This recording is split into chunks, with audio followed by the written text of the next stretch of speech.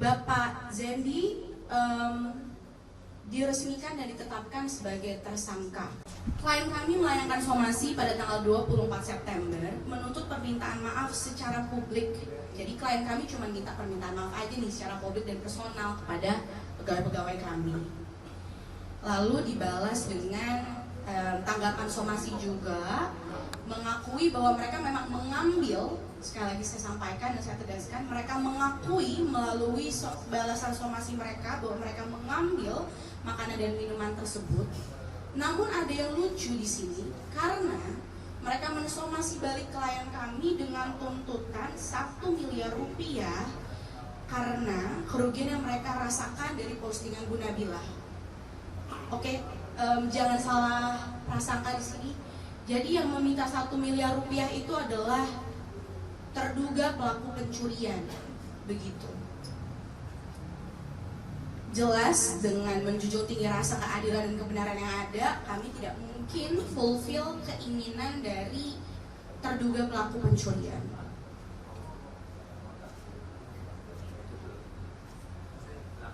Lalu Bu Nabilah melaporkan di Polsek Mampang Perapatan dan dibalas juga oleh pelaku pencurian tersebut. Bu Nabilah dilaporkan atas pencemaran nama baik dan menyerang kehormatan serta melakukan fitnah melalui media elektronik, gitu. Sebenarnya ini aja sudah sangat tidak manusiawi gitu ya.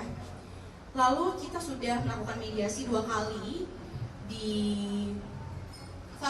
fasilitasi oleh Barreskrim juga oleh Polsek dan tidak menemui titik temu. Karena dari terakhir yang kita tahu mereka memberikan kesepakatan perdamaian yang tidak masuk di akal keinginannya.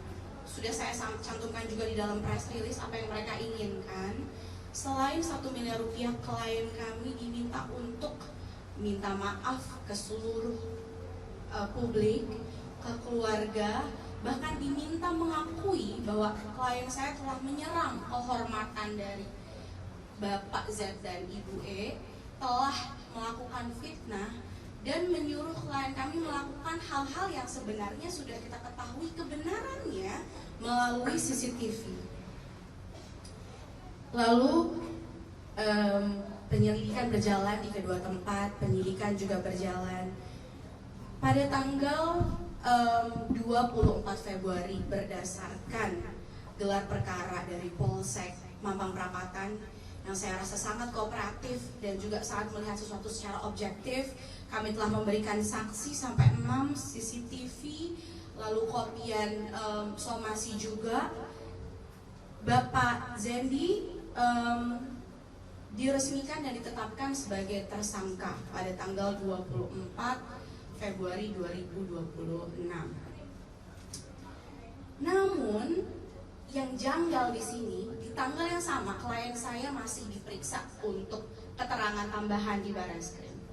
Ternyata gelar perkara terjadi pada tanggal 26 Februari dan klien saya dikirimkan surat penetapan tersangka hari Sabtu tanggal 28 Februari 2026.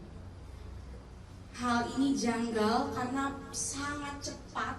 Kita tahu bahwa proses approval untuk penetapan tersangka itu tidak semudah itu. Teman-teman media juga pasti tahu dari banyaknya perkara yang ada. Ini merupakan anomali hukum.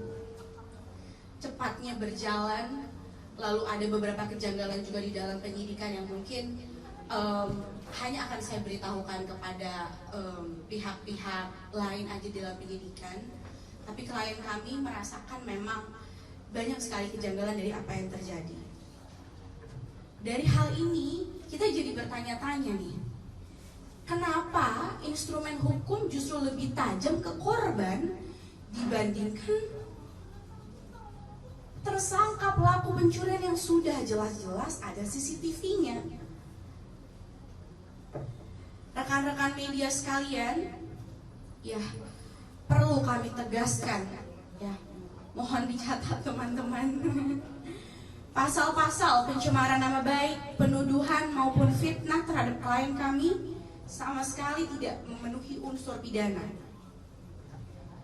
Tidak ada niat jahat dari klien kami untuk menyerang kehormatan.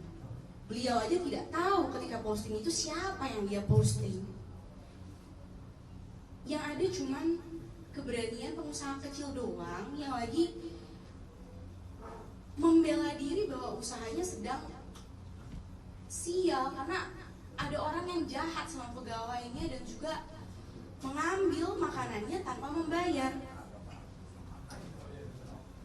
Klien kami mengunggah rekaman CCTV tersebut bukan tanpa alasan ya teman-teman. Itu adalah fakta kebenaran yang diungkap sekali lagi demi untuk kepentingan publik, agar pelaku usaha lain tidak mengalami hal yang serupa. Saya tanya, siapa lagi yang harus membela usaha kecil ini jika bukan pemiliknya sendiri sebenarnya? Gitu. Ini sangat melukai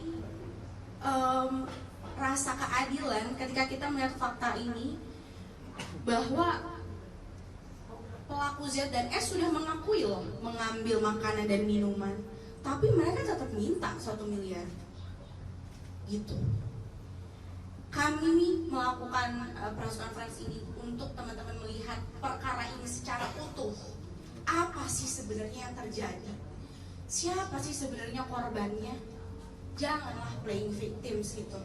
Klien kami dari awal sudah mau damai dan mediasi, tapi permintaan 1 miliar tersebut kan menjadi perbuatan tidak mendasar, seperti ingin mencari kesempatan dari apa yang terjadi gitu loh. Korban kok dimintain 1 miliar oleh pelaku Z dan E.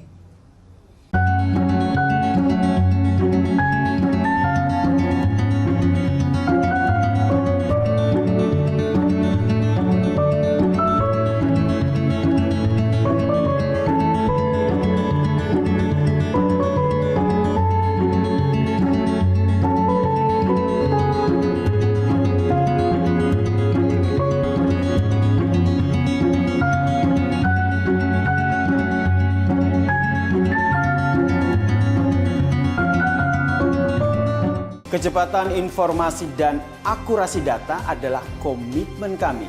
Satu langkah lebih dekat, satu langkah lebih terpercaya. Saksikan Kompas Petang di Kompas TV, channel 11 di televisi Anda.